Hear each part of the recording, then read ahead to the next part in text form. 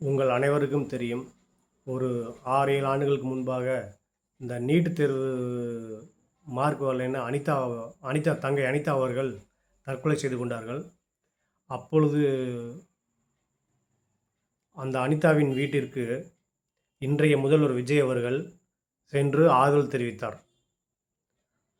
இப்பொழுது அதுக்கு பின்பாக இந்த ஆண்டு மட்டும் 4 நீட் தேர்வு தோல்வியடைந்ததால் குளறுபடி காரணமாக 4 மாணவர்கள் உயிரை மாய்த்துள்ளனர். அவர்களுக்கு எந்த ஒரு இதுவும் தெரியவில்லை. ஆனால் அனிதா சிஸ்டர் தங்கை இறக்கும்போது மட்டும் என் தங்கை இறந்தால் எந்த அளவுக்கு வலி இருக்குமோ அந்த அளவு வலி உணர்கிறேன் என்று ஒன்று பேசியிருப்பார். உங்களுக்கு தெரியும். இன்று அதே நீட் தேர்வை ரத்து செய்வதற்காக டெல்லியில் இளைஞர்கள், அதாவது நம்மளுக்கும் சேர்த்து தான், நம்ம தமிழ்நாட்டு மக்களுக்கும் தமிழ்நாட்டு இளைஞர்களுக்கும் படிக்கும் மாணவ மாணவிகளுக்கும் சேர்த்து தான் போராடுறாங்க. அந்த போராட்டம் பெரிய பெரிய கலவரமாக வெடித்து நிறைய பேர் உயிரிழந்துட்டார். மண்டையில் ரத்தம் ஊற்றுது.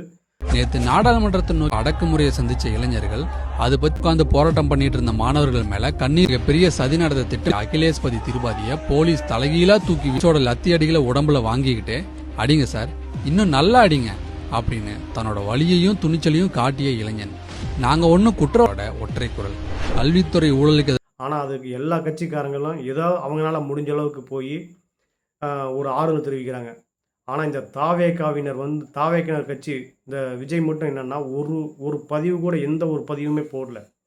அப்போ காரணம் என்னென்னா, இவங்க ஆட்சிக்கு வராதுக்கு முன்னாடி ஒரு பேச்சு, ஆட்சிக்கு வந்த பிறகு பேச்சு. சரி விடுங்க, அதை விடுங்க.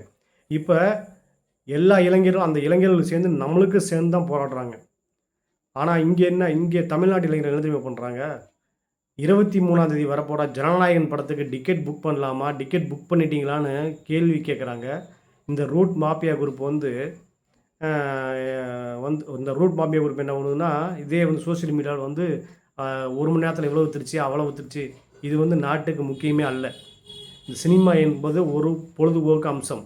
இன்றைக்கி இல்லைன்னா நாளைக்கு பார்த்துக்கலாம். ஆனால் ஒரு போராட்டம் என்பது மாணவர்களின் போராட்டம்.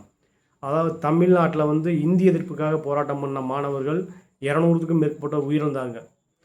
கல்விக்காக காமராஜரும் அண்ணாவும் கலைஞரும் படிங்கள் என்று சொன்னார். ஆனால் இன்றைய முதல்வர் இந்த கல்விக்காக எதையும் செய்ய தயாராக இல்லை.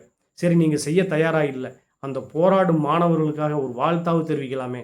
ஆனால் டெல்லிக்கு போகாமலேயே இந்த ரூட் மாஃபியா குரூப் என்னென்னா, ஒரு கூட்டத்தை வச்சு டெல்லியில் போய் முதல்வர் விஜய் சந்திச்சாருன்னு அப்படின்னு ஒரு பொய்யை சந்திக்க போகிறாங்க. பார்த்தீங்களா? இதுதான் எவ்வளோ ஒரு கேவலமான